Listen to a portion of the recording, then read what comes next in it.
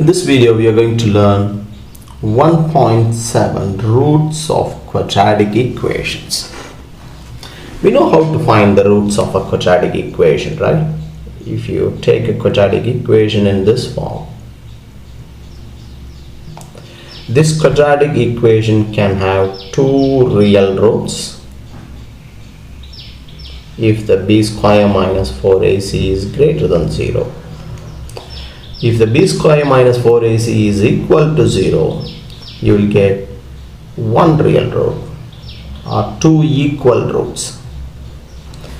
But if it's less than 0, b square minus 4ac is less than 0, no real root, or you will get a root as a complex number. But the thing is, whenever you get a complex root, let's call it alpha and beta, these two will be a conjugate pair actually. What do I mean by conjugate pair? If one root is a plus ib, next one will definitely be a minus ib. For example, let's solve this one. Go to equation number 3. Solve this x square plus x plus 1 is 0. So a is 1, b is 1, c is 1. The first root is minus half plus root 3 by 2i. The second one is minus half minus root 3 by 2i. So you get a complex, the conjugate pair actually, minus 1 over 2 plus or minus I root 3 over 2. So for quadratic equation, what I'm trying to say, for quadratic equation, if you are getting complex number as a root, if the quadratic has no real root, you will always get a conjugate pair as the two roots. Okay, we are going to use alpha, beta to denote these roots, these Greek letters. This is alpha, not infinity. Alpha, this is beta.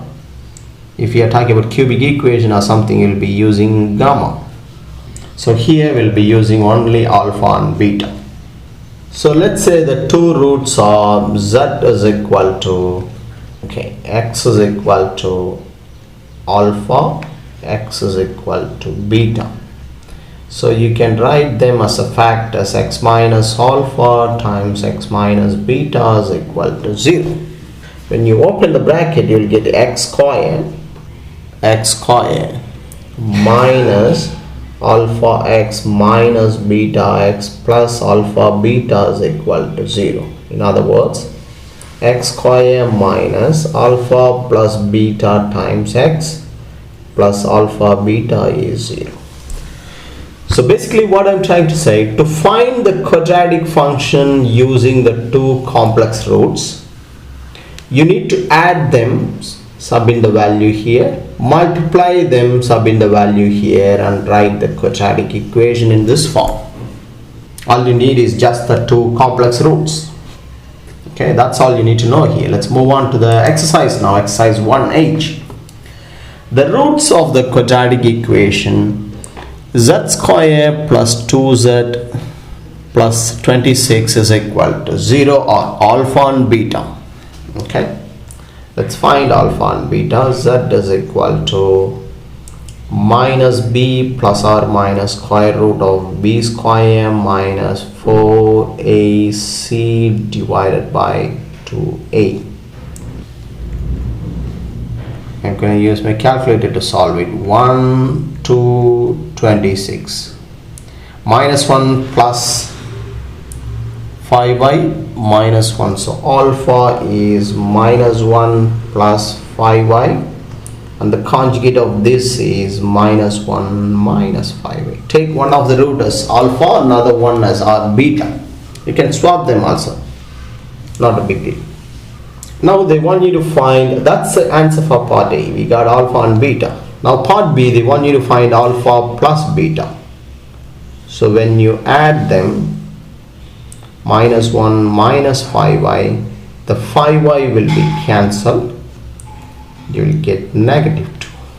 When you multiply them, alpha beta is equal to minus 1 plus 5y times minus 1 minus 5y. A plus b times a minus b is a square minus b square. You're going to get 1 minus 5 square is 25, I square is negative 1, 1 plus 25 is 26.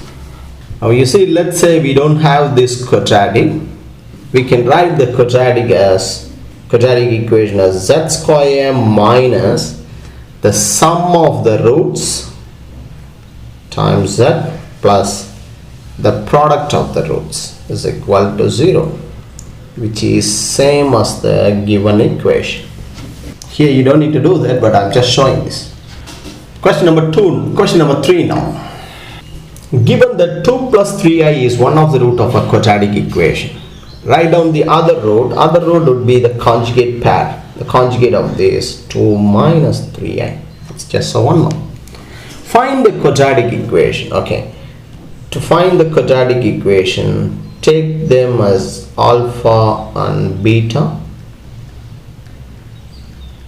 Find the alpha plus beta first. So when you add them, the 3i will be cancelled. You will always get the real part. And then you multiply them. 2 plus 3i times 2 minus 3i. A plus b times a minus b is a square minus b square, which is 4 plus 9, 13. So how to write the equation now? Z square, the quadratic equation is z square minus alpha plus beta times z plus alpha beta is equal to 0. Sub in the values, you will get z square minus 4z plus 13 is equal to 0. Or just, you don't need to put it as equal to 0, just write the quadratic function this way. That's all. That's the easiest way to find the quadratic function using the two complex roots. Let's look at question number 4. It's same like the previous one. Given that 5 minus I is a root of this equation, write down the other root. If one root, take it as alpha, 5 minus I. The other root is 5 plus I, take it as alpha and beta.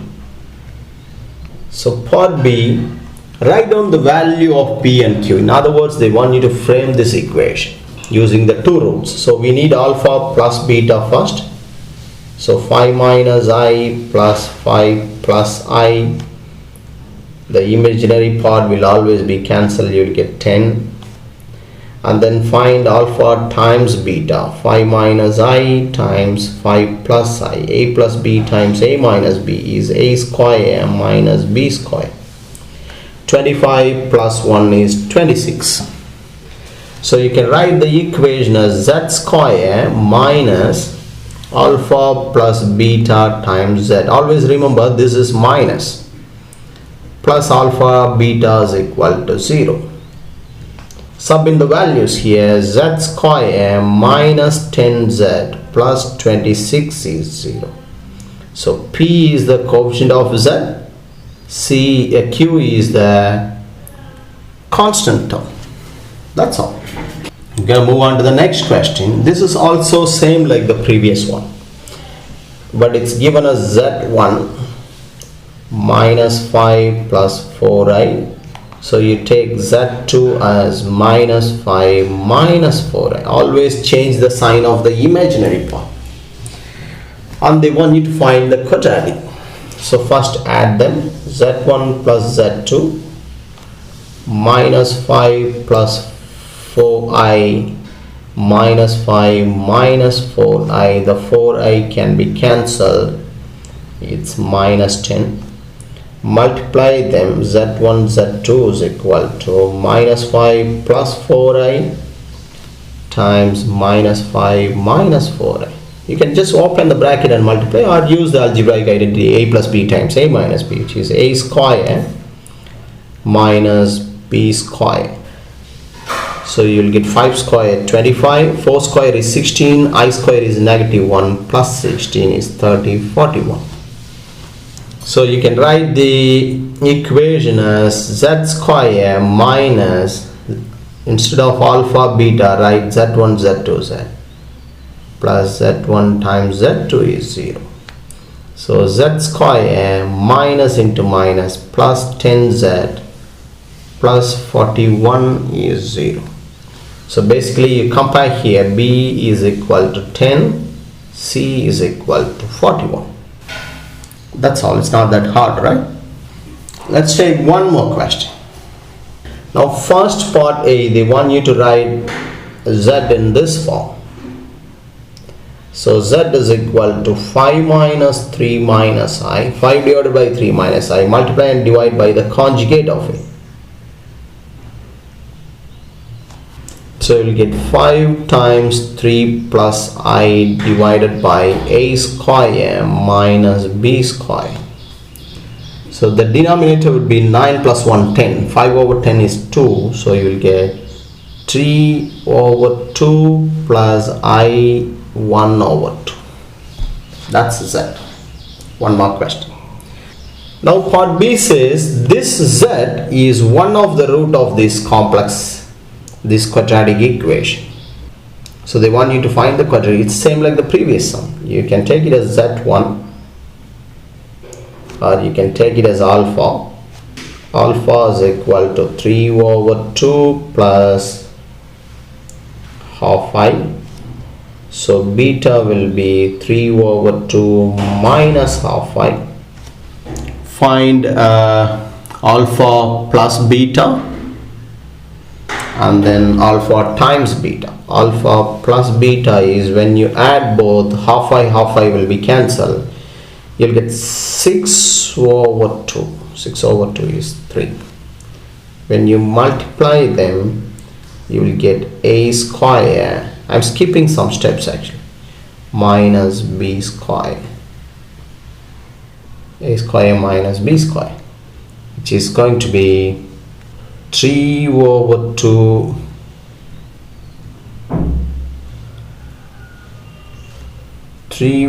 2 square. This becomes I square is negative 1, so plus 1 over 2 whole square. You'll get 5 over 2.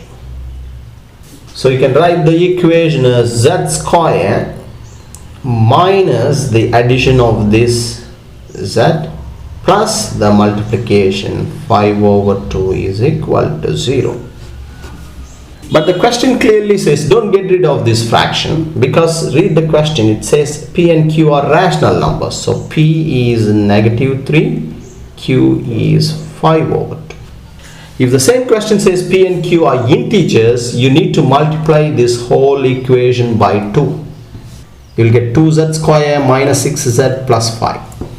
Okay, here you don't need to do that. Let's solve one more question from the same exercise. Question number 9. Nothing different, it's the same actually. You have z given. They want you to frame the quadratic equation. You can take z1, it is a z1 5 plus qi, z2 as 5 minus qi, and add them. So qi will be cancelled, you'll get 10. Multiply them. 5 plus qi times 5 minus qi. A plus b times a minus b. A square minus b square. So you will get 25 plus q square. Now sub in everything into this quadratic equation. Z square minus addition of the roots times z plus multiplication of the roots is equal to 0. So you'll get z square minus 10z plus 25 plus q square is equal to 0. You have to compare this equation with this. The coefficient of z is minus 4p is equal to minus 10. So p is going to be 5 over 2. Compare the constant term. 25 plus q square is 34. So q square is going to be 9. Q is going to be plus or minus 3, but they say positive real constant p and q, so it's positive 3. So you got the value of P and Q. That's all.